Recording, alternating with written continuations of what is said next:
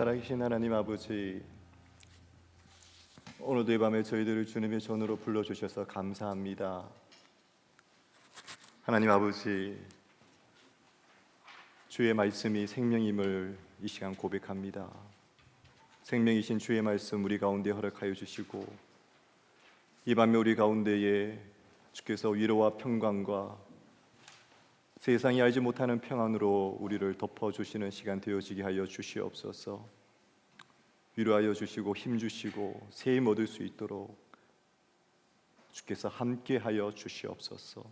감사드리고 예수님의 이름으로 기도드렸습니다. 아멘. 예, 옆에 있는 분들에게 한번 인사하시게 해요. 존경합니다. 존경합니다. 예, 이 금요일 밤에 나와 주셔서 정말 감사합니다. 예, 다 같이 일어나셔서 오늘도 같이 말씀 읽고 시작하도록 하겠습니다. 예, 본문 말씀은 요한복음 14장 27절 한 절 말씀입니다. 같이 한 절 읽겠습니다. 시작. 내가 너희에게 평안을 주고 간다. 곧 평안을 너희에게 준다. 내가 주는 평안은 세상이 주는 것과 같지 않다. 너희는 마음에 근심하지 말고 두려워하지 말라. 아멘. 예, 자리에 앉아주시면 되시겠습니다. 예, 인터넷에 뭐 약간 우스갯소리처럼 이런 유머가 있더라고요. 웃어 주셔야 됩니다. 안 웃어 주시면 제가 굉장히 난감한 처지에 있을 수 있습니다. 중년 남편의 어떻게 아내를 이제 모셔야 하는지 대해야 하는지에 대한 내용이더라고요. 1번, 함께 있는 시간을 줄여라. 그래야 의견 충돌이 다툴 일이 적어진다. 2번, 쪼잔하게 아내 돈 쓰는데 간섭하지 마라. 돈 쓰는데 간섭받으면 제일 열받는다. 스트레스 받아 병들면 돈 더 많이 든다. 3번, 같은 취미를 가지지 마라. 서로가 어울리지 않는 게 좋다. 4번, 식사는 각자가 알아서 챙겨 먹어라. 5번, 집안일도 집에 오래 있는 사람이 먼저 알아서 해라. 6번, TV 채널은 아내에게 우선권을 줘라. 안 그러면 한 대 더 사라. 7번, 모임을 부부가 함께 하지 마라. 서로 비교하고 나쁜 일만 생긴다. 8번, 아내랑 한 방에서 같이 자자고 하거나 간식 없냐고 물어보지 마라. 마지막입니다. 9번, 아내가 화장하고 나가는데 어디 나가느냐고 물어보거나 외출했다가 들어오면 어디 갔다 오느냐고 물어보지 마라. 예, 웃어 주셔야 되는데. 예, 우스갯소리 같은 내용입니다만은 저도 이제 나이가 들면 들수록 자꾸 기억력도 감퇴하고, 지난번에 도서관에서 제가 이제 사고 쳤던 말씀도 드렸었지만 저희 집사람이 없으면 자꾸 불안해져요. 저도 뭔가 어디 갈 때 집사람이 없으면은 뭔가 이렇게 제가 빠뜨린 걸 이렇게 챙겨줄 사람이 없는 것 같고, 나이를 들다 보니까 자꾸 까먹게 되고 잊어버리게 되고 그런 것들이 너무 많은 것 같아요. 제가 지난번에도 말씀드렸지만 이제 금요일 오후가 되면 도서관에서 아르바이트를 하거든요. 오늘도 이제 금요일 오후에 아르바이트를 했었어요. 지난번에 제가 설교했었던 거 혹시 기억하실지 모르겠는데, 도서관이 금요일 오후에는 5시에 문을 닫아요. 5시에. 오늘은 이제 5시에 문 닫는 걸 내가 기억하고 있으니까 이제 4시쯤부터 책을 정리하고 4시 반에는 방송을 해야 되겠다 이렇게 하고 이제 딱 준비를 하고 있는데, 저희 도서관에서 일하고 있는 어떤 학생이 이제 저한테 찾아오더니만 나 오늘 여기 5시에 오면 되지, 5시에 올게 이렇게 얘기하는 거예요. 그래서 제가 이 친구가 좀 오늘 Friday, this is Friday, the library closes 5 p.m. 5시에 문 닫는데 너 5시 오면은 안 돼. 너 지금 다른 날짜로 혼돈하고 있는 거 아니니? 제가 이렇게 이야기했더니만 No, 5시에 자기가 온다는 거예요. 저 다음에 이제 순번으로. 이게 뭐지? 그랬더니만 이제 그 친구가 너 모르고 있구나. 지금 기말고사 기간이라서 도서관 금요일 날도 11시까지 연장 운영해. 제가 그 친구한테 너무너무 감사했어요. 왠 줄 아십니까? 저는 방송 준비하고 있었거든요. 책 다 정리하고 이제 치우고 4시 반 되면은 The library will be closing 5 p.m. 그 친구가 안 된다고. 오늘 11시 밤 11시까지 연장 근무하는 날인데 제가 그렇습니다. 글쎄. 나이가 드니까 자꾸 잊어버리는 것도 많고 옆에 있는 사람한테 자꾸 의지를 하게 되고 참 염려와 근심이 참 떠나갈 일이 없는 것 같아요. 이렇게 해서 진짜로 이 학기라도 제대로 마칠 수 있을까 뭐 이런 염려, 걱정, 두려움 이런 것들 때문에 참 밤잠을 못 이룰 때가 참 많은 것 같아요. 예수님이 우리들에게 신약 성경에서 주신 계명이 이렇게 하라고 하신 말씀이 125개 정도 된다고 해요. 이렇게 뭘 해라 이렇게 말하라 이렇게 하신 것들이. 근데 그 중에 21개가 염려, 두려움과 관련이 있는 거래요. 참 많은 수를 주님께서 저희들에게 이제 두려워하지 마라, 염려하지 마라 이렇게 말씀하시는 거죠. 저는 뭐 매번 이제 설교 다니면서 제가 어린 시절에 좀 힘들게 살았던 이야기를 좀 말씀을 드리는데 저희 집사람이 자꾸 그런 말이에요. 앞에 올라가서 뭐 자꾸 고생했다는 얘기 제발 좀 하지 마라 하면서 하여튼 제가 좀 어려운 이렇게 시절을 겪다가 저는 좀 그런 게 있었어요. 사람이 참 돈이 많으면 근심 걱정이 없겠지, 두려움이 없겠지, 무슨 염려가 있을까. 근데 제가 이제 치과대학을 들어가고 어떻게 이제 제 주변에 좀 잘 사는 사람들, 좀 성공했다는 사람들의 이 가정들을 좀 볼 수 있는 기회들이 있었어요. 경험하다 보니까 역시 세상에는 참 별 게 없는 것 같더라고요. 저희 대학에 교수님이 계셨는데 이 분자 생물학 쪽으로 굉장히 유명하신 분이셨어요.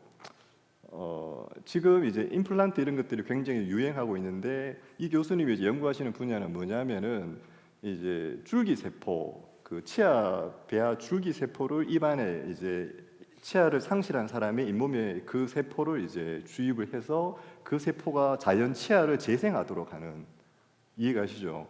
이게 마술 같은 이런 일들을 지금 이제 최신 치의학계에서 연구를 하고 있는데 이 교수님이 제 학교 다닐 때부터 그 부분에서 굉장히 탁월하셨어요. 그래서 이래저래 하여튼 뭐 펀딩도 많이 받고 하셨는데 그렇게 똑똑하시고 탁월하시고 보스턴에도 오셨었어요. 예전에 제 학교 다닐 때 여기 연수 받으러 오셨었고 그 사모님은 또 치과 교정으로 엄청 대박을 터뜨리셨어요. 사모님이 이렇게 경영적인 이런 수완도 뛰어나시고 또 실력도 좋으시고 그 미스 코리아 이렇게 선발하면 그 심사위원으로 그 서울에 나가셔가지고 심사위원도 하셨어요. 원래 이렇게 미스 코리아 뽑으면 이렇게 성형외과나 뭐 치과 교정과나 좀 유명하신 닥터들이 나와서 이렇게 좀 심사하잖아요. 이 사모님은 이제 그런 심사까지도 하시고 굉장히 유명하신 분이셨어요. 그러니까 뭐 남편은 잘 나가는 치과대학 교수님이시고 와이프는 또 임상에서 엄청난 돈을 벌으셨고 두 분 다 또 집안 자체가 또 좋으신 집안 출신들이세요. 저런 분들을 보면은 저는 무슨 걱정이 있을까, 무슨 염려가 있을까. 나중에 그런데 알게 됐어요. 그 집에 자녀가 2명 있는데 딸이 너무 심각한 이 정신적인 질환을 이렇게 앓고 있어가지고 그 두 부부가 어쩔 줄을 모르는 거예요. 물론 이제 자녀의 문제 때문에 이 두 부부가 이제 주님을 깊이 만나게 되고 그분들의 삶이 굉장히 크게 바뀌는 도구들이 되긴 됐는데 제가 그런 케이스들을 한두 케이스 본 게 아니에요. 우리가 보기에는 참 세상 부러울 거 없다 싶으신 분들, 명예, 돈, 뭐 집안, 때로는 자녀들까지 모든 부분에서 완벽하다 싶은 그런 가정들조차도 살아가는 모습들을 보면은 염려, 근심, 걱정이 없는 분들이 없는 것 같아요. 지난번에 제가 이제 요한복음 14장 말씀 전반부를 말씀드리면서 주님께서 우리에게 걱정하지 말라, 염려하지 말라 이렇게 말씀하시는 부분을 나누었는데 오늘은 이제 요한복음 14장 후반부분을 가지고 이제 주님께서 어떻게 우리에게 평안의 말씀을 주시는지 그 부분을 같이 한번 나누기를 원합니다. 같이 읽었던 본문 말씀은 짧았지만 그래도 이제 본문 말씀 15절부터 14장 15절부터 20절까지의 말씀을 같이 보면서 말씀을 나누기를 원합니다. 본문 말씀 읽기 전에 두려움에서 사랑으로라는 책이 한 권 있습니다. 헨리 나우엔이라는 분이 예전에 지으셨던 책인데요. 이 책에 이런 내용이 있어요. 두려움은 두려움을 낳는다. 두려움이 우리 삶에 터지면 우리는 두려움의 집에서 세상을 내다보게 된다. 두려움의 창에서 보이는 것은 소외와 결핍이고 힘과 권세를 가진 사람들은 흔히 두려움을 이용하여서 우리를 조종하게 된다. 이분이 이러면서 말씀하시는 내용들이 우리가 두려움에 사로잡히고 염려와 걱정에 사로잡히게 되면은 우리는 하나님의 집에 거하는 것이 아니고 하나님의 사랑의 집에 거하는 것이 아니고 두려움의 집에 날마다 살게 된다고 이야기합니다. 두려움, 염려, 근심 그것들이 우리에게 그저 왔다 가는 것이 아니고 그것들이 우리의 삶의 거처가 된다는 거죠. 우리가 주님 안에서 거하는 삶이 아니라 날마다 그 두려움과 염려, 근심, 걱정 가운데에서 살아가는 그런 삶에 살게 된다는 말입니다. 오늘 본문 말씀 같이 한번 요한복음 4장 15절 말씀부터 같이 한번 읽어보시겠습니다. 4장 15절부터 20절 말씀 먼저 같이 한번 한 절씩 읽고 제가 간단하게 말씀드리고 또 읽고 그렇게 하겠습니다. 4장 15절 말씀입니다. 시작. 너희가 나를 사랑한다면 내 계명을 지킬 것이다. 예수님께서 요한복음 14장 말씀에서 염려하지 말라. 이제 내가 떠나는데 그렇지만 너희들은 염려하지 말라, 걱정하지 말라 이러면서 주님께서 약속을 말씀하십니다. 그런데 갑자기 너희가 나를 사랑하면 이제 내 계명을 지킬 것이라고 이야기합니다. 그러면서 16절 말씀 같이 읽어보시겠습니다. 시작. 내가 아버지께 구할 것이니 아버지께서 너희에게 다른 보혜사를 보내셔서 너희와 영원히 함께 있도록 하실 것이다. 너희가 나를 사랑하면 내 계명을 지킬 것인데 그러시면서 갑자기 뚱딴지처럼 내가 너희에게 보혜사를 보낼 것이고 아버지에게 구해서 그리고 그 보혜사가 너희와 영원히 함께 하실 것이라고 이야기하고 있습니다. 이걸 한글 성경으로 보면은 약간 좀 문맥이 어색하게 보이는데 헬라어 원어로 보면은 저기 16절 가장 첫 부분에 헬라어 원어가 한 개 있는데 그게 빠져 있어요.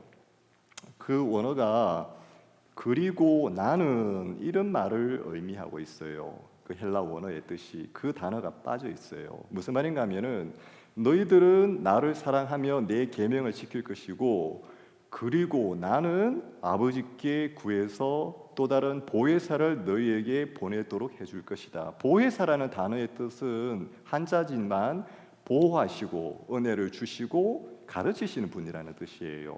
헬라어 원어로는 이제 클레파트 그 법정에서 쓰는 용어예요. 이게 변호사처럼 옆에서 우리 편이 되어서 우리를 옹호해주고 우리를 변호해준다 이런 뜻이에요.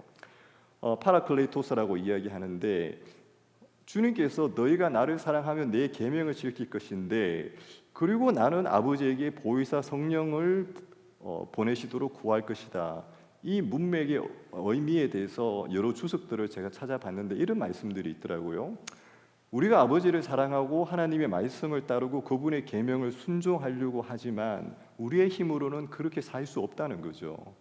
우리가 우리의 힘으로는 살 수 없으니 예수님께서는 우리 가운데에 보혜사 성령을 보내어 주셔서 우리가 주님의 뜻대로 이 험한 세상 가운데에서 주님의 뜻대로 주님과 함께 가는 삶을 살아내도록 그 계명을 지키는 삶을 살아낼 수 있도록 예수님께서는 우리를 도우시는 보혜사 성령을 구하셔서 우리 가운데 보내주실 것이라는 말씀인 거죠.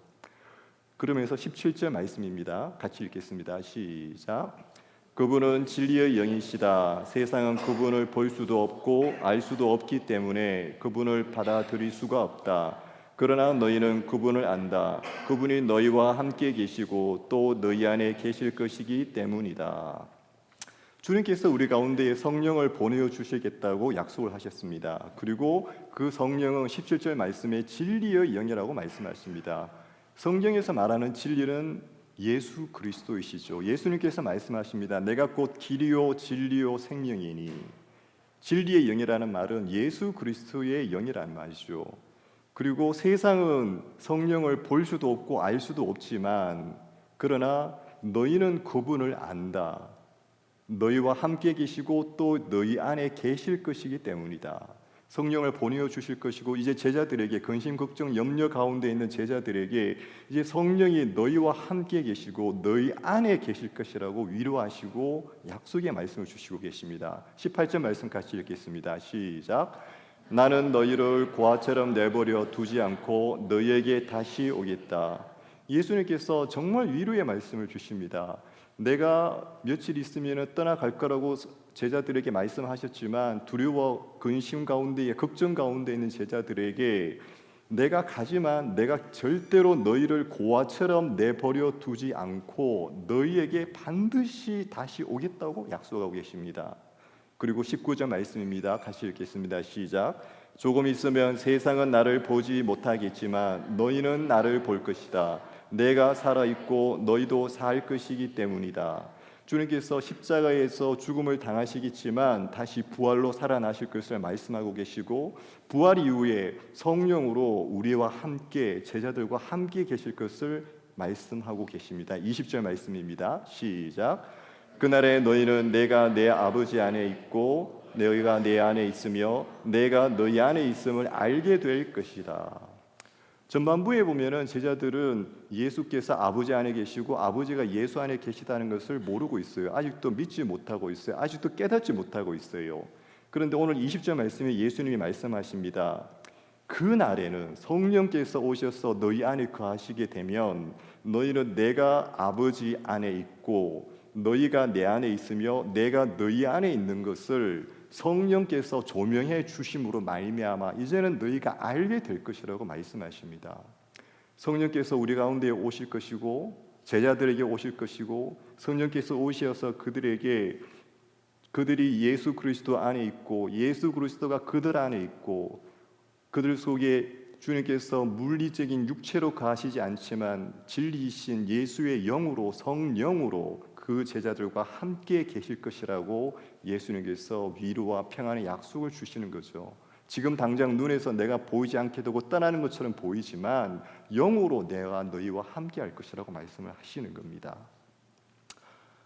예수님께서 12제자들을 부르셨어요. 사역 초기에. 예수님께서 12제자를 부르신 목적이 뭘까요? 이유가 뭘까요? 마태복음 3장 14절에서 15절 말씀입니다. 제가 읽겠습니다. 예수께서는 12명을 따로 뽑아 이들을 사도라 부르시고 자기와 함께 있게 하셨습니다. 그리고 그들을 보내셔서 전도도 하게 하시며 그들에게 귀신을 쫓는 권세도 주셨습니다. 다시 14절 말씀 보실게요. 주님께서 12제자들을 택하신 목적이 보내셔서 전도도 하게 하시고 귀신도 내어 쫓게 하시고 예수님의 이름을 천하 만방에 전하게 하시기 위한 목적이 있겠지만, 오늘 마가복음 3장 14절 말씀에 가장 첫 번째 목적을 말씀하고 계세요. 사도라 부르시고 자기와 함께 있게 하시려고. 주님께서 우리를 부르시는 이유, 제자들을 부르시는 이유가 우리에게 뭔가 사역을 시키고 뭔가 주님의 일을 더 시키기 위해서가 아니고, 물론 그런 부분도 있겠죠. 그 부분보다 더 중요한 것은 주님이 우리와 함께 하시기 위해서 우리를 부르셨다는 겁니다.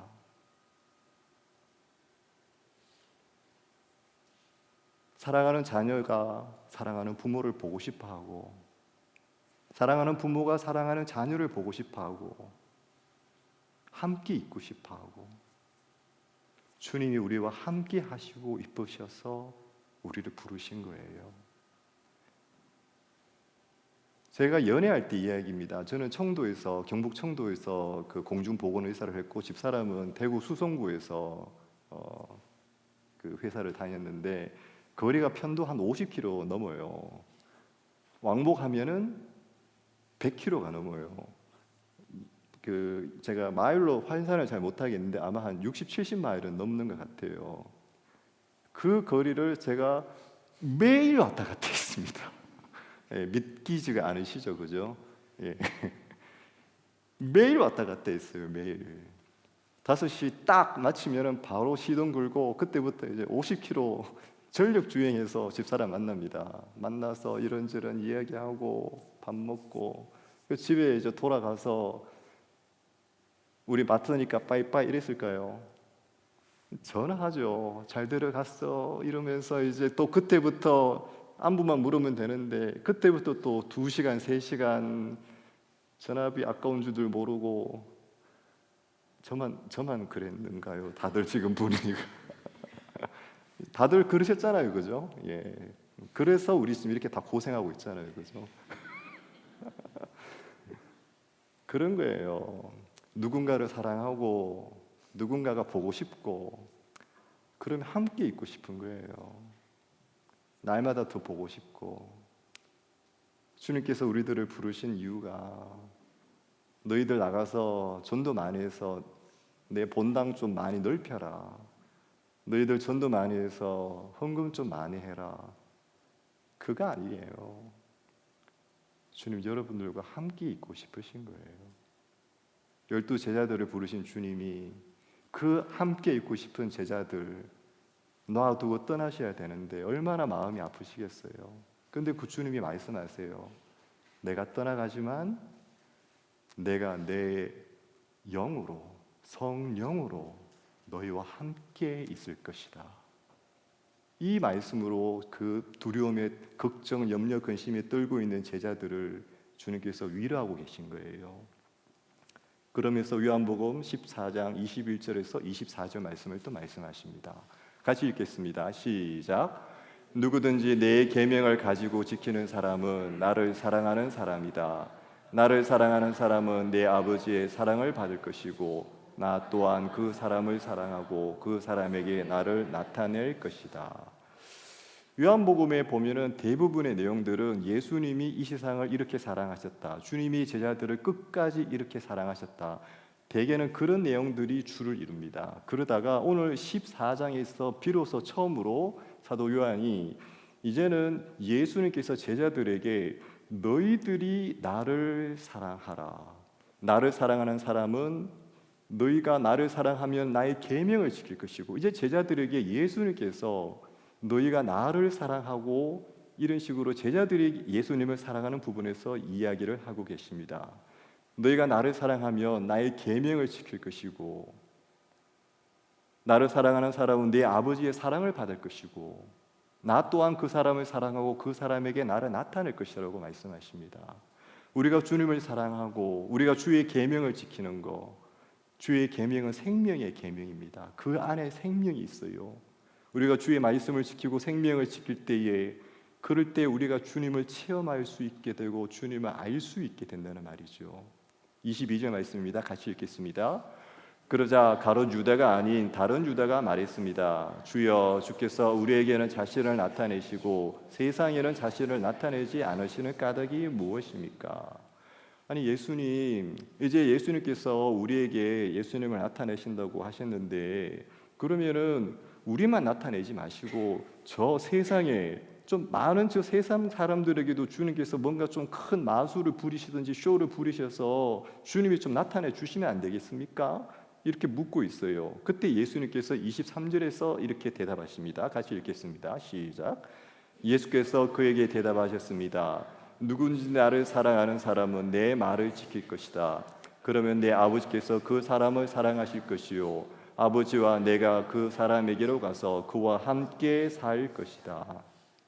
예수님께서 말씀하십니다. 누구든지 나를 사랑하는 사람은 내 말을 지킬 것이고 주의 말씀은 생명이고 생명이 그 안에 있는 사람은 내 아버지께서 그 사람을 사랑하고 아버지와 내가 그 사람에게로 가서 그와 함께 살 것이라고 말씀하십니다.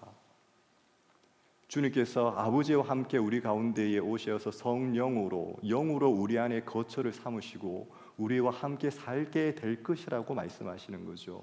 세상은 주를 알지 못합니다. 세상은 주님의 말씀을 지킬 수도 없습니다.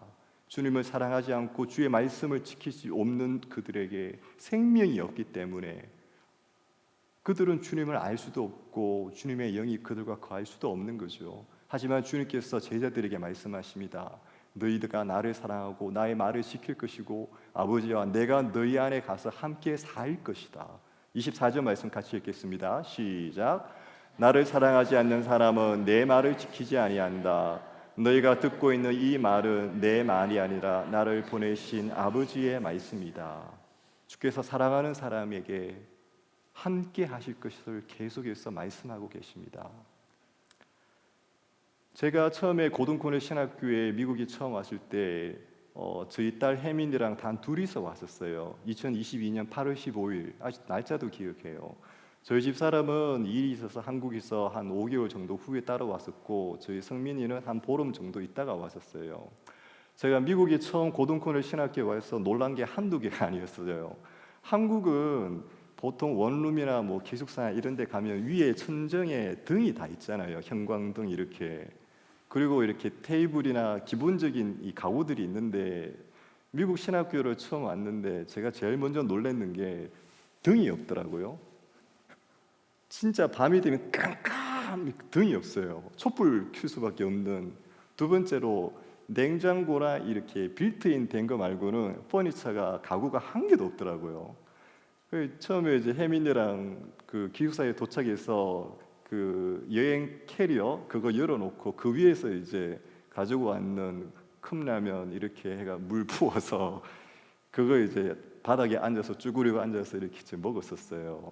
낮에 오후에 이제 그렇게 먹었는데, 뭐 조리 도구도 별로 안 챙겨 왔었고, 혜민이랑 제가 뭐 요리를 한다고 해봤자 저 솔직히 요리 잘 못하거든요. 그런 상황인데 누군가 문을 똑똑똑 두드려요. 저희 기숙사 제 방을. 그러면서 이제 어떤 미국인이, 생전 처음 보는 미국인이, 키도 큰 미국인이 저한테 헬로 이러면서 인사를 하는 거예요. 그러면서 이제 왔느냐고 이렇게 뭐 선물을 주면서, 난생 처음 보는 사람인데 알고 보니까 이 사람이 이제 그 저희 기숙사 동이 몇 개 있는데 저랑 혜민이가 들어가 있는 그 기숙사 동 담당 이제 동장이라고 해야 되나요? 기숙사 하여튼 RLC라고 이야기를 하는 그 사람이에요. 그 사람이 이제 그러면서 인사를 하더니만 저한테 너 뭐 필요한 거 없니? 그 제가 뭐 영어도 솔직히 부르르 쏟아내는데 잘 모르겠고 눈치껏 뭐 별로 없는 것 같아 이랬는데 그 친구가 빤히 이렇게 쳐다봐요. 저희 안쪽 집을. 오케이. 그러더니만 가더니만 저녁쯤 되어서 이제 어두컴컴해지는데 이 친구가 이 뭐라고 해야 될까요? 이렇게 뭐 바구니 아니 그 바가지 같은 거 하여튼 거기에다가 볶음밥을 해왔어요. 볶음밥에다가 반찬을 아시아식의 반찬을 정말 이렇게 풍성하게 해서 이거 먹으라고 딱 가지고 왔어요. 깜짝 놀랐죠. 미국인이 아시아식으로 이렇게 밥을 해서 쌀밥에 볶음밥을 해서 반찬까지 해서 김까지 줬던 것 같아요. 이게 어떤 일이지? 근데 그 다음날 아침이 또 되었어요. 그 다음날 아침이 되었는데 똑똑똑 문을 여니까 헬로 또 밥을 가지고 왔어요. 볶음밥을. 또 반찬을 가지고 왔어요. 그리고 이제 바깥에 나갔다가 저녁이 됐는데 똑똑똑 헬로 또 밥을 가지고 왔어요. 몇 날 며칠을 그렇게 밥을 가지고 왔어요. 그 친구가 이제 저랑 베스트 프렌드가 된 친구인데 이 친구도 좀 사연이 있어요. 나이가 많아요. 40대 중반에 신학을 시작했어요. 저보다 2살 적어요. 굉장히 키도 크고 그 미국의 그 어디죠? 하여튼 그 중부 지역의 대농장 지주의 아들이에요. 엄청난 큰 부잣집 아들인데 그 어릴 적부터 부족함이 없이 컸죠. 그러다가 사업에 그 수완도 많아서 굉장히 돈도 많이 벌었대요. 근데 여차저차해서 인생이 쉽지 않잖아요. 자기 인생 가운데에 돈은 참 많이 벌었는데 이게 아니다라는 것을 어느 순간 깨닫고 다 내려놓고 하와이로 선교 훈련을 가게 돼요. 그리고 거기서 선교 훈련을 받으면서 이 친구의 인생이 완전히 바뀌게 됩니다. 그리고 아시아로 선교를 떠나게 돼요. 이 친구가 선교했던 이야기 들어보면 완전 밀림이에요.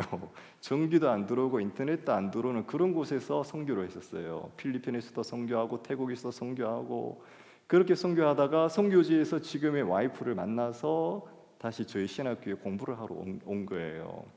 저도 이제 선교에 잠깐 몸을 담았기 때문에 뭐 너는 어떤 선교회 소속이냐 그러면서 나이 많은 노땅들끼리 힘들게 공부한다고 서로 위로해 주면서 이제 베스트 프렌드가 되었는데 이 친구에게 애가 한 명 있어요. 그 아들이 있는데 이 아들이 자폐예요. 자폐. 근데 그냥 자폐가 아니고 자폐 스펙트럼에 들어가는 자폐가 아니고 정말 심각한 자폐예요. 하루 종일 고함을 지르고 가만히 있지를 못해요. 이 애가 이제 한 7살, 8살쯤 되는 애인데 계속 고함을 지르고 액자를 깨고 정말 가만히 있지를 못하는데, 문제는 이 아버지가 너무 평안해요. 인상이 너무너무 밝아요. 그래서 제가 이제 뭐 이런저런 이유로 이제 이 친구랑 만나서 이야기를 하면은 이 친구가 오히려 저를 막 위로해줘요. 철령, 힘내, 힘내. 주님 우리와 함께 계시잖아. 참 말로 표현할 수 없는 위로를 이 친구한테 받게 돼요. 그 아들이 밤에도 잠을 자지 않고 고함을 지르고, 그 와이프는 아들한테서 단 1초도 떨어질 수가 없어요. 그런 상황에 있는데도 그토록 신실하게 주님을 믿고 찾아가는 그 친구로 인해서 제가 고등코너를 초반에 정착을 할 수 있게 됐다 해도 과언이 아니에요. 제가 왜 이 말씀을 드리느냐 하면은, 나를 알고 내 처지를 이해할 수 있는 누군가 한 사람만 있다 해도 우리는 그 상황을 견딜 수 있는 거예요. 오늘 주님께서 성령으로 우리와 함께 계신다고 이야기하십니다. 뿐만 아니라 우리 가운데에 아버지와 함께 오셔서 거처를 삼으시고 함께 사시겠다고 이야기하세요. 누구보다 우리를 이해하시고 우리 모든 고통과 우리의 통곡 소리를 아시는 주님께서 우리 속에 오셔서 우리를 고아와 같이 버려두지 않으시고 함께 계시겠다고 이야기하시는 거예요. 지금 닉 부이치치라고 여러분 아실지 모르겠는데 사진 한번 띄워주시겠습니까? 사지가 없는 호주에서 태어난 청년이 한 분 있습니다. 저 청년은 태어날 때부터 팔과 다리가 없어요. 근데 지금은 세계적인 크리스찬 기독교 강연가로 많은 사람들에게 영향력을 끼치고 있습니다. 닉 부이치치가 태어났을 때 그 아버지 보리스 부이치치라는 사람이 이 애를 어떻게 키워야 하느냐, 그러면서 이 애를 주님과 함께 키운 그 스토리를 책으로 읽었어요. Raising the Perfectly Imperfect Child 하는 책인데, 아마 저게 한국어로도 번역이 되어서 지금 출간이 되어 있는 걸로 제가 알고 있는데, 제가 어떤 연유로 이제 저 책을 도서관에서 읽게 되었는데, 저 책에 보면은 닉의 아버지가 그 아들을 어떻게 키웠는지에 대한 이야기가 나옵니다. 여러 가지 이야기들이 나오지만 그 중에 몇 가지만 소개시켜 드리면은, 사람이 이렇게 팔과 다리가 없이 몸체만 있으면 체온 조절이 잘 안 된대요. 저도 그 책을 통해서 처음 알았는데, 우리 팔 다리가 하는 역할들이 단순히 뭔가 보행을 하고 짚는 거 이거 외에, 많이 더운 날에는 이 팔 다리를 통해서 우리 몸에서 이제 열이 더 방출되고, 추운 날에는 팔 다리를 통해서 우리가 열을 더 흡수하게 되고 열을 만들게 되는 거예요. 근데 저 아들은 사지가 없으니까 조금만 열이 가해지면 쉽게 열이 올라가고, 조금만 추우면 쉽게 몸이 식는 거예요. 그래서 저 아버지가, 원래 저 가정이 호주의 멜버른이라는 지역의 서쪽에 있는 도시인데요, 서쪽 끝에. 거기에는 기후가 좀 안 좋았던가 봐요. 그래서 이 아들 때문에 이 아버지가 가족들을 데리고 반대편 끝인 호주의 브리즈번이라는 곳으로 이사를 가게 돼요. 그까지 호주 땅이 얼마나 넓습니까? 끝에서 끝으로 이 아들 때문에 이사를 가게 돼요. 브리즈번은 좀 온화한 기후라서 그나마 사람들이 살기 좋고 체온 조절도 많이 신경을 안 써도 되기 때문에 브리즈번으로 이사를 갔는데, 누군가 또 캘리포니아, 미국이 온화한 날씨가 좋고 미국은 또 첨단 기술이 앞서 있는 것이 많으니 너희 아들 거기서 키우기에는 좀 더 낫지 않을까. 참 말도 안 되는 것 같은데, 멜버른에서 브리즈번으로, 브리즈번에서 캘리포니아까지 오게 돼요, 이 아들을 데리고.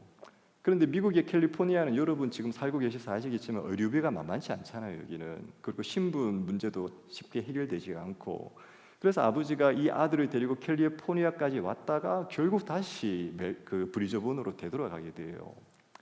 그리고 지금 저기 보시면은 이제 아들이 앉아 있는 전동 휠체어가 있는데, 전동 휠체어가 저 때만 해도 굉장히 구하기 힘든 거였다고 해요. 그리고 처음에 전동 휠체어를 구했을 때 의사들이 반대를 했었대요. 왜냐하면은 저 애가 타기에는 너무 위험하다고. 그래서 이 닉의 아버지가 보리스 부이치치가 저 전동 휠체어를 개인 이 커스터마이즈를 했었대요. 그 자기 아들을 위해서. 그렇게 해서 저 아들이 6살 때 최초로 저렇게 전동 휠체어에 앉아서 저 때부터 휠체어를 타기 시작했던 거예요. 전동으로 된 걸.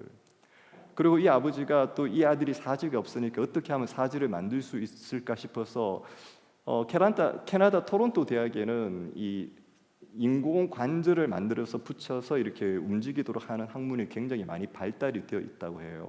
그래서 이 아버지가 캐나다 토론토까지 또 이 아들을 데리고 또 갑니다. 자기 아들의 사지가 로봇 팔, 다리 같은 걸 이렇게 인공적으로 머리에 연결해서 할 수 있는가 싶어서, 물론 이제 그게 너무 위험하고 맞는 것들이 없어서 결국은 그거를 포기를 했었는데, 제가 계속 말씀을 드리고 싶은 이유는 이 아들을 사랑하는 아버지의 마음이 있으니 멜버른에서 그 수천 킬로 떨어져 있는 브리즈번까지, 그 브리즈번에서 태평양 건너서 그 캘리포니아까지 뿐만 아니라 저 아들 때문에 구하기 그토록 어려운 전동 휠체어, 의사들이 반대하니까 그걸 또 커스터마이즈를 또 하고, 수많은 곳곳에서 이 아들을 위한 아버지의 사랑이 배어 있지 않는 곳이 없어요.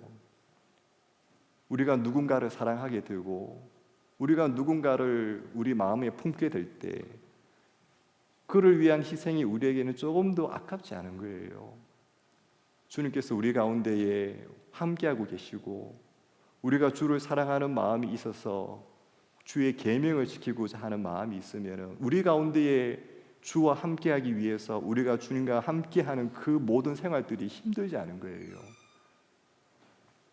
주님께서 우리 가운데에 너가 나를 사랑하면 아버지께서 나와 함께 너희 가운데에 나를 나타낼 것이라고 말씀하십니다. 요한복음 14장 25절에서 27절 말씀입니다. 같이 읽겠습니다. 시작.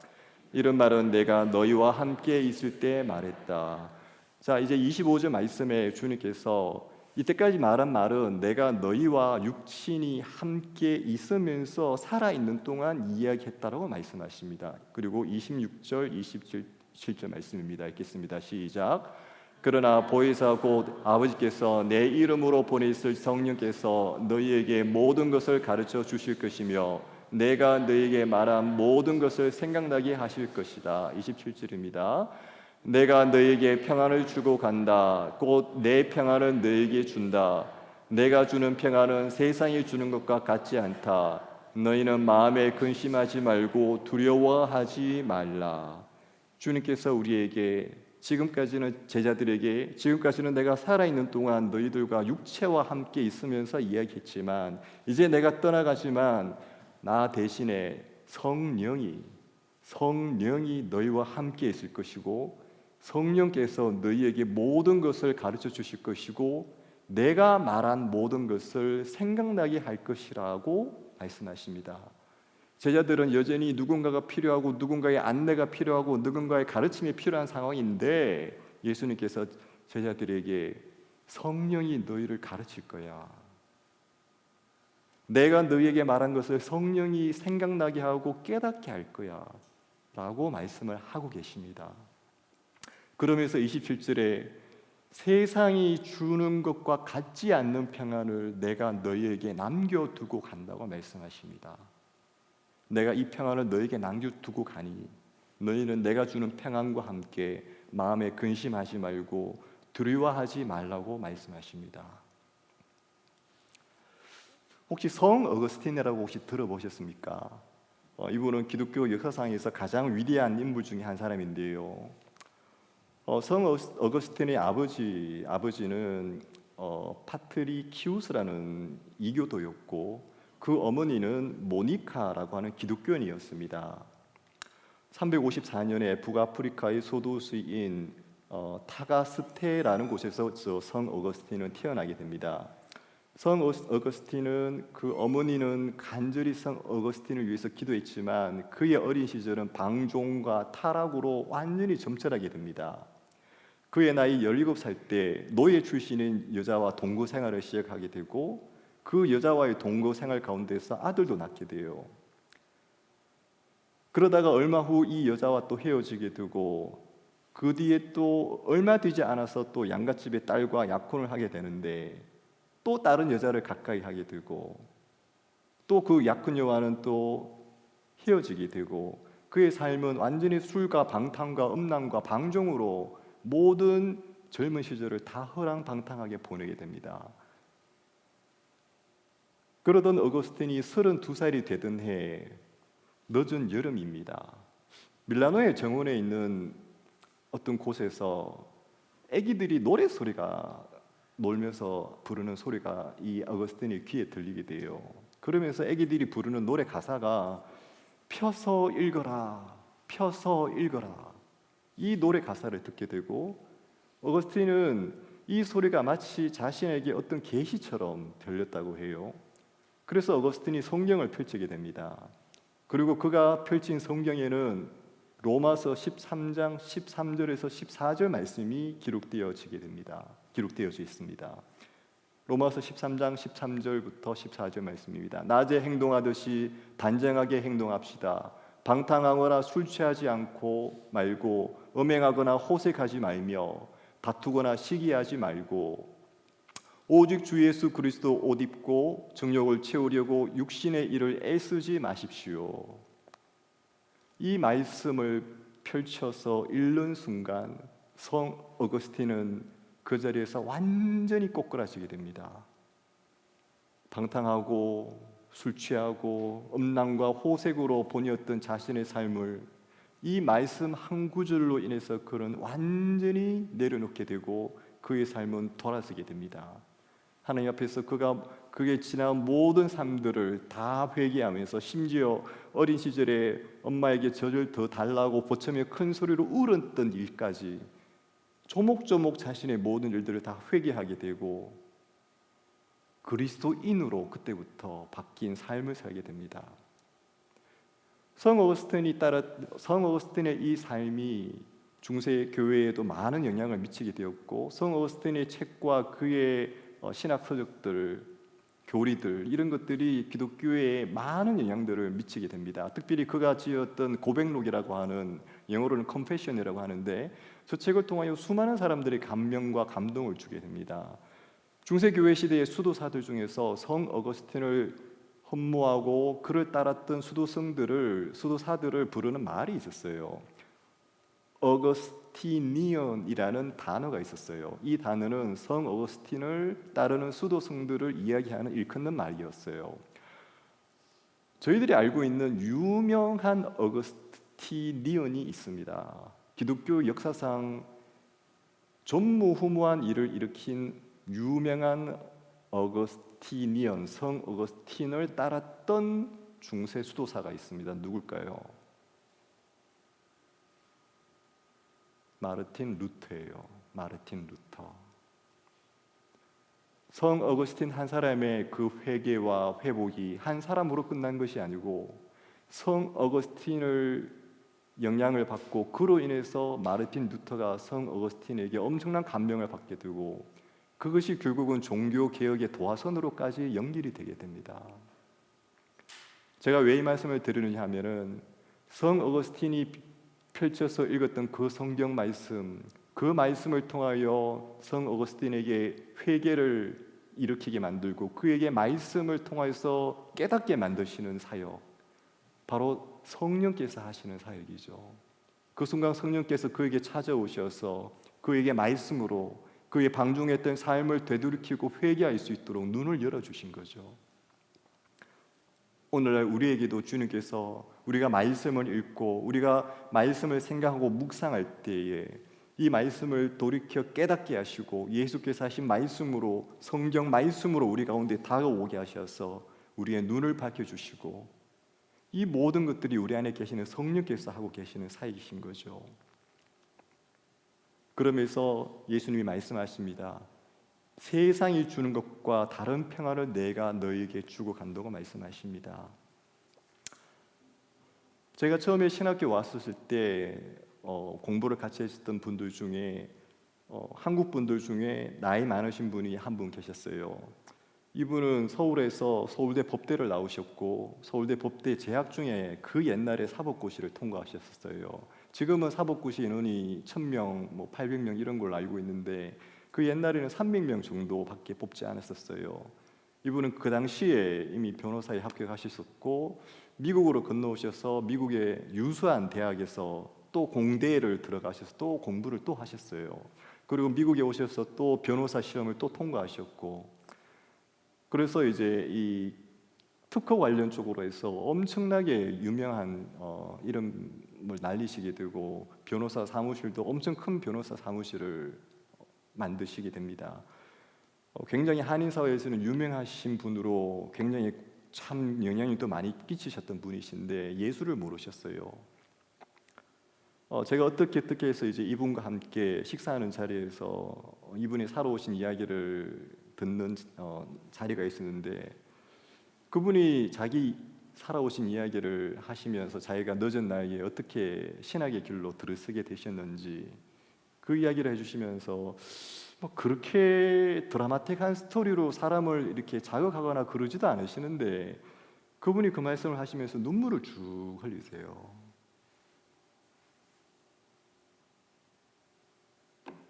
세상이 성공하고 무언가를 많이 가지고 있으면은 평강의 평안이 세상에 있을 것 같은데 그렇지 않은 거죠. 우리가 누릴 수 있는 참된 평안은 비록 세상이 보기에는 별것 아닌 것 같지만, 세상이 보기에는 초라해 보이지만 그리스도 예수 안에 참된 평안이 있는 거죠. 그분이 그 삶을 이야기하시면서 참 해맑은 모습으로 웃으시면서 눈물을 흘리시는데 제가 참 큰 감명을 받았어요. 어쩌면 세상 것 더 참지 못해서 안달인 그런 저의 모습들, 한 번씩 그런 모습들 때문에 아직도 내가 이러고 있나 싶은데, 어떻게 보면 그런 모습들을 보면서 세상에 평화가 있는 것이, 평강이 있는 것이 아니고 그리스도 예수 안에 평강이 있다는 것을 참 많이 깨닫게 됩니다. 오늘 주님께서 우리 가운데에 성령으로 함께 계시겠다고, 그리고 성령께서 우리가 함께 계셔서 우리 가운데에 우리를 고아와 같이 버려두지 않으시고 우리의 환난과 고통과 우리의 통곡 가운데에 주님께서 여전히 우리와 함께 계시고 또한 우리 가운데 말씀으로 깨닫게 하여 주시고 그래서 평강으로 함께 계시겠다고 오늘 요한복음 말씀을 통해서 말씀하고 계십니다. 20세기 초반기에 미국에서 유명했던 코미디언 중에 그 배우 중에 찰리 채플린이라는 사람이 있죠. 20세기 초반에 이 찰리 채플린의 인기는 우리가 상상한 이상이었다고 해요. 굉장히 많은 사람들이 찰리 채플린을 흉내내고 따라하려고 하고, 저 사진에 보이시는 저게 찰리 채플린 닮은 사람 뽑기 대회가 저렇게 열렸었대요. 근데 재밌는 사실은 찰리 채플린이 저 대회에 나갔었대요. 어떻게 됐을까요? 찰리 채플린 뽑는 대회에 수많은 사람들이 참여를 했고 찰리 채플린 뽑겠다고 하는 저 대회의 심사위원들로 사람들이 앉아 있었고, 그 심사위원들은 날마다 찰리 채플린의 사진을 들여다보면서 찰리 채플린과 제일 흡사하게 닮은 사람을 1등 상 주려고 연습했던 사람들이에요. 근데 저 자리에 찰리 채플린이 실제로 나갔어요. 결과는 예선 탈락이에요. 참 재밌는 스토리인데 찰리 채플린이 저 자리에 분명히 함께 있었죠. 저 사람들하고 저 심사위원들 앞에 함께 있었어요. 그랬는데도 심사위원들은 찰리 채플린을 알아보지 못합니다. 가짜 찰리 채플린만 보게 돼요. 어쩌면 우리 가운데도 주님께서 함께 계시고 우리 속에 여전히 우리와 함께 계심에도 불구하고 우리가 그분을 깨닫지 못하고 우리가 그분이 계신 것을 보지 못함으로 우리가 다른 것을 보고 있지는 않습니까? 제가 아까 전에 잠깐 말씀드렸던 그 자폐아가 있는 미국 친구, 저랑 친한 그 친구, 하루는 제가 이제 그 친구랑 밤에 만나서 이런저런 이야기를 했었어요. 친구야, 나 참 너무 답답다. 우리 아내는 지금 아직 오려면 한참 멀었고, 우리 딸하고 밥에 먹는 것도 너무 힘들고, 내가 지금 여기에 이렇게 있는 게 맞는지 모르겠다. 나 한국 돌아가야 되는 게 아닌지 모르겠어. 그 친구가 저를 두드리면서 이런 이야기를 합니다. 철령, 너가 여기 신학 공부하러 왔다고 생각하지만 나는 그렇게 생각하지 않아. 너가 여기 학위를 따러 왔다고 생각하지만 나는 그렇게 생각하지 않아. 주님께서 너와 함께 계신 거, 그거 날마다 더 깨닫고 주님 더 알게 하기 위해서 주님이 너를 여기 보내셨다고 나는 생각해. 그러면서 그 친구가 저의 손을 붙잡고 간절하게 기도를 해줬어요. 하룻밤은. 그래, 기도를 하고 잠을 들었어요. 제가 투룸에서 저희가 살았는데 혜민이는 저쪽 방에 자고 제가 안방에서 자고 있는데, 제가 너무 생생한 꿈을 한 개 꾸고 너무 놀라서 일어났어요. 좀 조심스러운데요. 제가 꿈을 꾸는데 눈을 떴는데 저희 신학교 기숙사 천장에 이 보라색, 자주색 이 성가대 가운을 입은 사람들이 빽빽하게 저 천장에서 저를 내려다보고 있는 거예요. 제가 너무 놀라서 호닥거리면서 꿈에서 깨어났어요. 시계를 봤어요. 4시 10분, 20분쯤 됐던 것 같아요. 제가 너무 놀랐어요. 너무너무. 물론 제가 꾸는 꿈이 뭔가 뭐 신기하고 뭐 이렇다고는 말씀을 드리려는 게 아니에요. 뭐 개꿈인 것도 많고 이상한 뭐 무의식 속에서 나온 꿈도 많겠죠. 근데 그날 새벽에 제가 그 꿈을 꾸고 일어나면서 참 많은 위로를 얻었습니다. 새벽 4시 10분, 4시 20분은 저에게 굉장히 특별한 시간입니다. 어린 시절에 눈을 떠보면은 그 시간에 항상 저희 어머님이 새벽 기도를 가졌어요.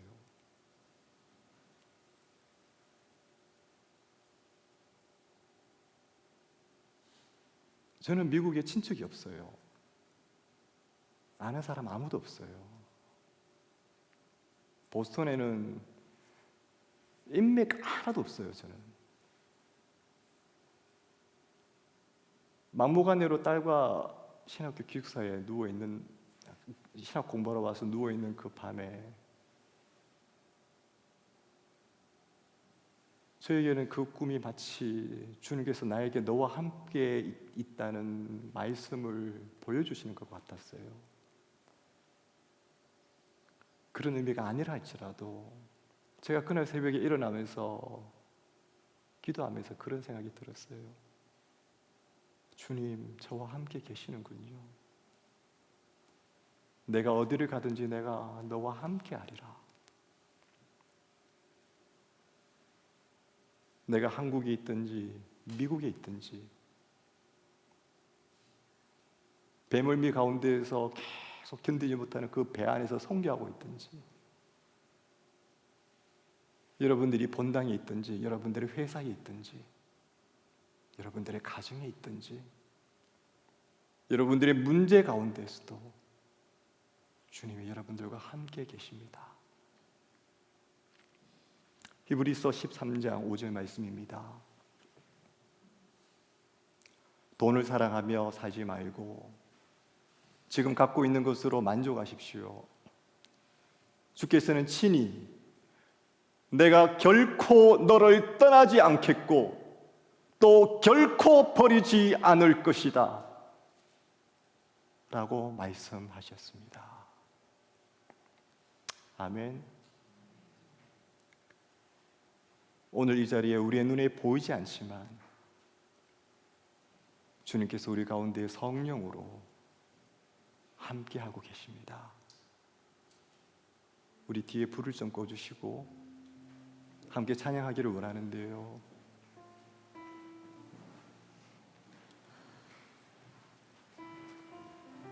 여기에 모인 우리 주의 은총 받은 자여라.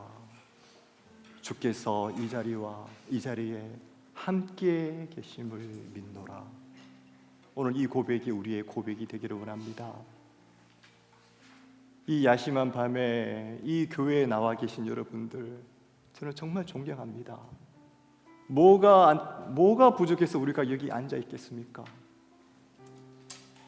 우리 가운데 계신 주님이 계시기에 그 주님 더 알고 싶어서, 말씀 가운데 계시는 그 주님 어떻게 하면 우리가 더 알고 싶어서 이 자리에 와 있는 거 아닐까요? 이 밤에 주님께서 여러분들에게 말씀하십니다. 내가 너희와 함께 있노라. 내가 너희와 함께 있노라. 이 고백이 오늘 밤에 우리 심령에 들리기를 원합니다. 여기에 모인 우리 주의 은총 받은 자여라. 주께서 이 자리에 함께 계심을 아노라. 언제나 주님만을 찬양하며 따라가리니 시험을 당할 때도 함께 계심. 다시 한 번 더 고백합시다. 여기에 모인 우리, 여기에 눈을 감고 고백합시다. 주의 은총 받은 자여라. 은총 받은 자여라. 주께서 이 자리에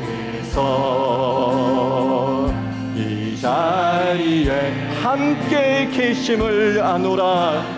계심을 아멘. 언제나 주님만을 찬양하며 따라가리니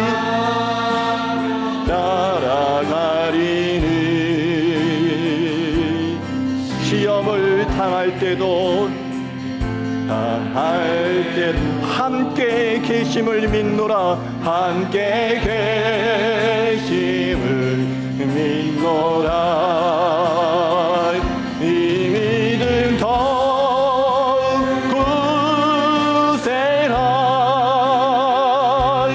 주가 지켜주신다.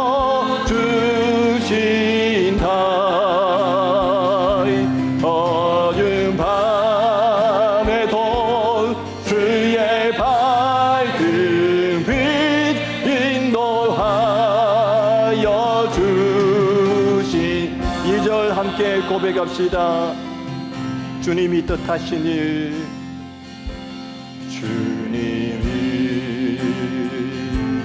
뜻하신 일, 헤아리기 어렵더라도 헤아리기 어렵더라도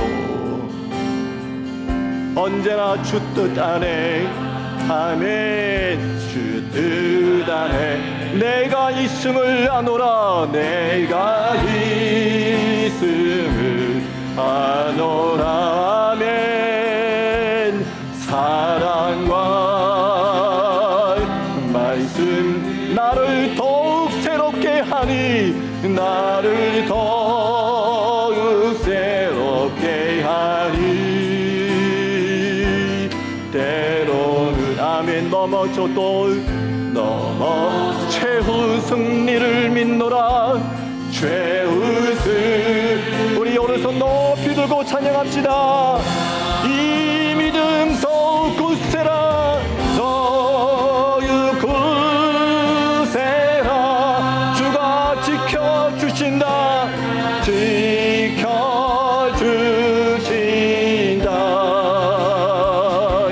어두운 밤에도 주의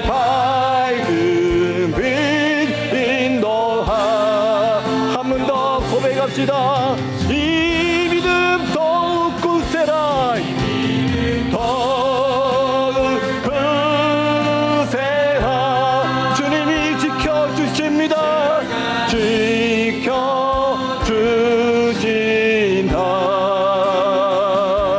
어두운 밤에도 주의 밝음이. 우리 마지막으로 전심으로 한 번만 더 고백합시다. 이 믿음 더욱 굳세라. 이 믿음 더욱 아멘 아멘. 주가 지켜주신다.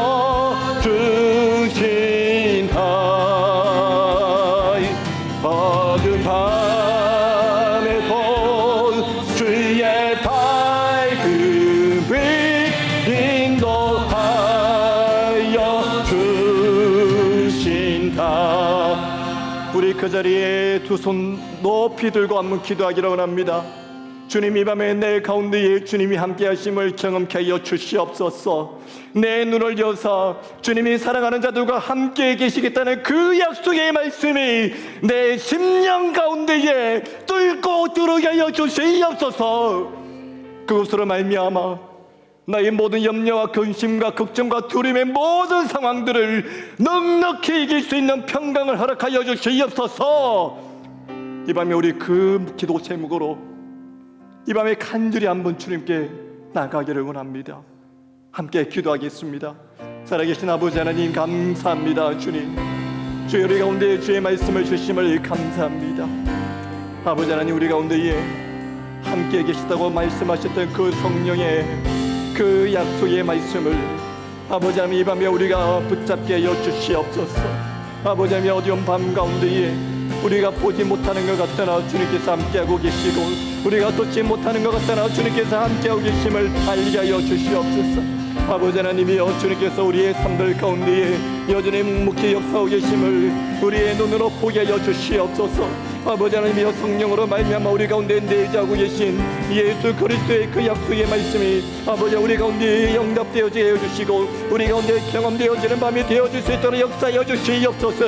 아버지 하나님이여, 우리 가운데 마음의 눈이 열려지는 밤이 되어지게 하여 주시옵소서. 우리의 마음의 귀가 열려지게 하여 주시옵소서. 우리의 마음의 소리가 열려지게 하여 주시옵소서. 아버지 하나님이여, 도와주시옵소서. 주여, 성령으로 말미암아 말씀하여 주시옵소서. 깨닫게 하여 주시옵소서. 내가 너희를 결단코 고아와 같이 버려두지 않으리라고 말씀하셨던 주님의 그 말씀의 음성이 이 밤에 들리게 하여 주시옵소서. 제자들을 향하여 말씀하셨던 주님의 그 음성 이 밤에 우리가 듣게 하여 주시옵소서. 아버지 하나님, 그 음성으로 말미암아 우리가 넉넉히 이런 자들로 세워지게 하여 주시옵소서. 주여, 세상에 알 수 있는 평강으로 우리를 덮어 주시옵소서. 이 밤에 세상에 알 수 있는 평강으로 우리를 덮어 주시옵소서. 주여, 도와주시옵소서. 주여, 주님의 지체들을 좀 기억하여 주시옵소서. 주님의 백성들을 기억하여 주시옵소서. 아버지 하나님, 우리의 마음의 눈을 열어 주시옵소서. 우리의 마음의 눈을 주님 열어 주시옵소서. 우리의 마음의 귀를 열어 주시옵소서. 아버지 하나님이여, 성령께서 말씀하시는 말을 듣게 하여 주시옵소서. 임하셔서 함께 하시는 성령의 검성, 임하셔서 함께 하시는 성령의 검성 말씀하여 주시옵소서. 아버지 하나님이여, 도와주시옵소서. 주여, 도와주시옵소서. 주여, 도와주시옵소서. 주여, 도와주시옵소서. 아버지 하나님이여, 임하여 주시옵소서. 주여, 낭망한 영혼들마다 주님의 위로를 듣게 도와주시옵소서. 주여, 근심 걱정 가운데 있는 자들마다 주님의 평강이 들려지게 도와주시옵소서. 주여, 두려움 있는 자들마다 주님의 위로와 주님의 담대한 역사 되어지게 도와주시옵소서. 주여, 성령으로 말씀하여 주시옵소서. 성령으로 주님 말씀하여 주시옵소서. 주여, 주여, 말씀하여 주시옵소서. 주여, 도와주시옵소서. 주의 검증이 들려지게 하여 주시옵소서. 평강으로 회복하게 도와주시옵소서. 평강을 회복하게 도와주시옵소서. 아버지 하나님이여, 도와주시옵소서. 아버지 하나님이여, 도와주시옵소서. 아버지 하나님이여, 기억하여 주시옵소서. 이 시간 우리 교회를 위해서 함께 기도하기를 원하는데, 아버지 하나님, 우리 교회가 주님의 평강 가운데서 던든히 서가는 교회가 되어지게 하여 주시옵소서. 주께서 이 교회의 주인 되어주고 계시고 주님께서 이 교회와 함께 계심을 우리의 믿음의 눈으로 보게 하여 주시옵소서. 이 교회가 주님의 평강으로 말미암아 더욱더 주의 복음의 말씀을 담대하게 선포할 수 있는 교회가 되어지게 하여 달라고 우리 모든 교육 부서와 우리의 모든 파트들마다 주님의 성령께서 날마다 함께하여 달라고 우리 교회를 위해서 함께 기도하기를 원합니다. 함께 기도하겠습니다. 살아계신 아버지 하나님 감사합니다. 주여, 우리 가운데 섬길 수 있는 교회들을 주심을 감사합니다. 아버지 하나님, 우리가 섬기고 있는 이 교회를 통하여 주의 말씀이 선포되어지고 주의 생명들이 날마다 선포되어지고 있음을 감사합니다. 아버지 하나님, 우리 교회 가운데 주님께서 함께하고 계시고 우리 교회를 주님께서 붙잡고 계시는 것을 우리의 믿음의 눈으로 보게 하여 주시옵소서. 아버지 하나님의 평강으로 다하여 주시옵소서. 주여, 평강으로 다하여 주시옵소서. 아버지 하나님이여 도와주시옵소서. 아버지 하나님이여 도와주시옵소서. 주여, 교육부서부터 모든 성인부 세력까지 아버지 하나님이여 모든 세들마다 주님의 평강이 전입게 하여 주시옵소서. 주님의 평강으로 아버지 날마다 전입어질 수 있도록 도와주시옵소서. 주여, 성령께서 말씀하시는 말을 들을 수 있는 교회가 되어지게 도와주시옵소서. 성령께서 말씀하시는 말을 들을 수 있는 교회가 되어지게 도와주시옵소서. 주의 음성이 들려지는 교회가 되어지게 하여 주시옵소서. 주여, 날마다 주님의 성령의 평강 가운데서 담대히 일어나는 교회가 되어지게 도와주시옵소서. 아버지 하나님이여 도와주시옵소서. 주여, 모든 영혼들이 주의 말씀 가운데에 담대히 서게 도와주시옵소서. 아버지 하나님이여 도와주시옵소서. 주여, 이 교회를 세우신 목적이 있사오니 주여, 그 목적을 이루어드리는 교회가 되어지게 도와주시옵소서. 아버지 하나님이여 도와주시옵소서. 주여, 주여 기억하여 주시옵소서. 주여, 주여 기억하여 주시옵소서. 주여, 주여 기억하여 주시옵소서.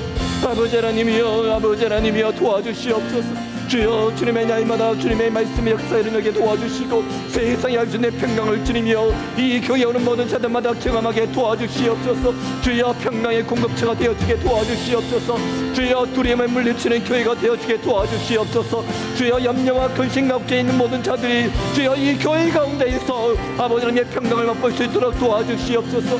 주여, 주님의 그 말씀의 역사들이 날마다 일어나는 것을 보는 교회가 되어지게 도와주시옵소서. 아버지 하나님이여 도와주시옵소서. 주여, 우리가 그 이 교회의 모든 아버지의 모든 부서들마다 주님의 그런 영광들을 보게 하여 주시옵소서.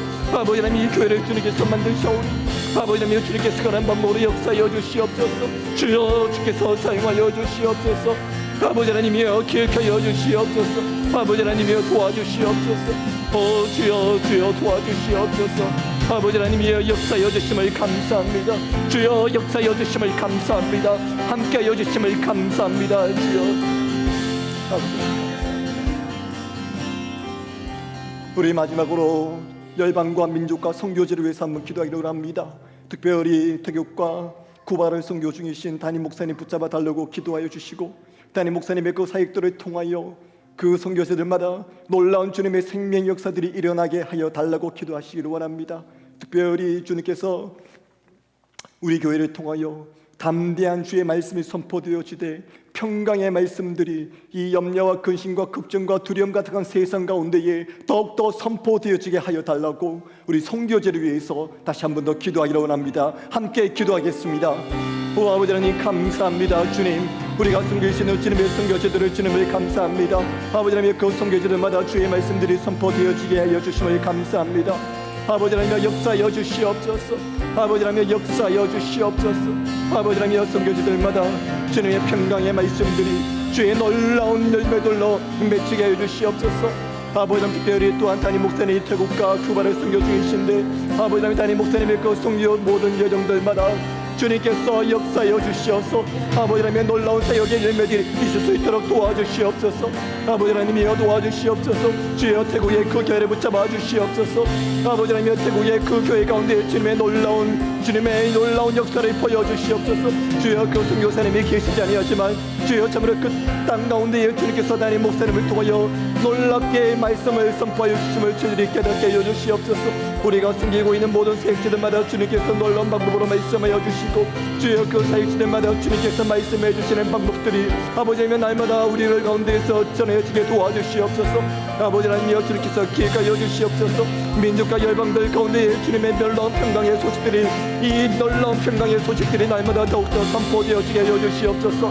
아버지 하나님이여 도와주시옵소서. 아버지 하나님이여 도와주시옵소서.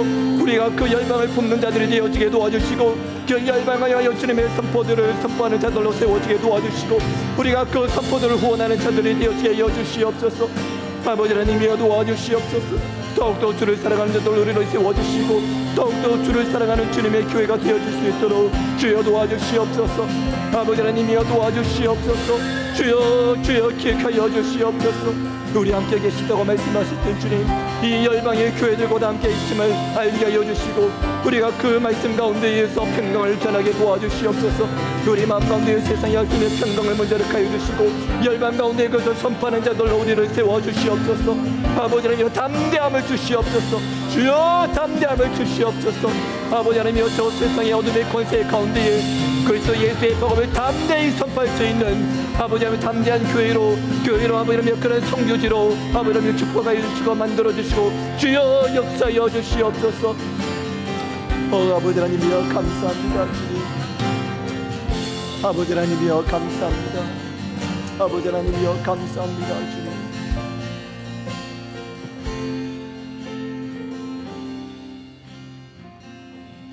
내가 너희에게 평안을 주고 간다. 곧 내 평안을 너희에게 준다. 내가 주는 평안은 세상이 주는 것과 같지 않다. 너희는 마음에 근심하지 말고 두려워하지 말라. 주님, 이 밤에 주님께서 우리에게 말씀하신 바를 기억합니다. 주께서 친히 말씀하시기를 내가 결코 너를 떠나지 않겠고 결코 버리지 않을 것이라고 말씀하심을 기억합니다. 예수님이 떠나가실 것을 염려하고 두려워하여 근심 가운데 떨고 있는 제자들에게 내가 영으로 너희와 영원히 함께 거할 것이라고 약속하신 예수님, 이 밤에 이 자리와 우리의 함께 계심을 우리가 믿습니다. 주님, 우리가 믿음의 눈으로 그 주님이 우리의 가정 가운데에 우리의 모든 문제 가운데에 우리의 모든 삶의 처소들마다 함께 계심을 이 시간 보게 하여 주시옵소서. 주님, 이 교회가 주님과 함께 있는 교회라는 것을 우리의 믿음의 눈으로 보게 하여 주시옵소서. 주여, 우리의 선교제들마다 주님께서 여전히 함께 계시고 함께 역사하고 계심을 우리의 믿음의 눈으로 보게 하여 주시옵소서. 주님, 네가 어디로 가든지 내가 너희와 함께 한다고 말씀하신 이 약속의 말씀, 성령으로 우리와 함께 거하시겠다고 하신 이 약속의 말씀, 결코 우리를 고아와 같이 버려두지 않겠다고 말씀하셨던 이 약속의 말씀, 우리 심령 속에 뚫고 들어오게 하여 주시옵소서. 단단히 박힌 못처럼 우리 심령 가운데에 박히게 하여 주사, 염려, 근심, 걱정, 두려움이 불화살처럼 우리 가운데 날아온다 할지라도 사단의 그 모든 불화살들을 믿음의 말씀으로 능히 내어 쫓는 자들이 되어지게 하여 주시옵소서. 이 밤에 함께하여 주심을 감사 찬양 드리고 예수님의 이름으로 기도드렸습니다.